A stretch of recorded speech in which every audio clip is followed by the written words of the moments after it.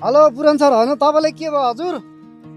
ओहो हजुर नमस्ते, के छ? एकदम ठिक छ हजुर। हजुर देखेर यो झोक्राको देखेर यस्तो झोक्राहरू बसेको देखेर म त यसो तपाईँलाई यसो बोलाउँ भनेर नि के भयो हजुर? हेर्नु त म त साह्रै टेन्सनमा छु। म जो नेपाल जान पर्छ जस्तो लाग्छ सर। मलाई एकदम टेन्सनको विषय के हो भन्दा हिजोकाले नेपाल बनाउँछु सिङ्गापुर बनाउँछु भने कसैले के बनाउँछु भने गर्न सकेनन्।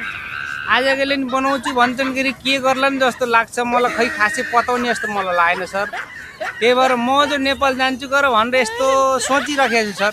अब तत्कालै चाहिँ नेपाल बनाउन म जो जानु। सर अब हामी चाहिँ अब तपाईँ जहाँ पनि पर्दैन। अब हामी यहीँ बसेर पनि हामी हेर्दैछौँ कसले केही काम गर्दैछ केही गर्दैछैन। हामी यहाँ नि विचार त गरेको छु नि। हामी अब धेरै अब उसमा न्युजहरूमा आउँछ, न्युज हेरिन्छ। त्यसै चाहिँ मेरो मलाई त्यस्तो विचार लाग्छ। हजुर त कस्तो विचार लाग्छ? जानु पनि इच्छा जानु नै हुन्छ नि त। अब ठिकै छ, त्यसो मैले भन्नु केही छैन।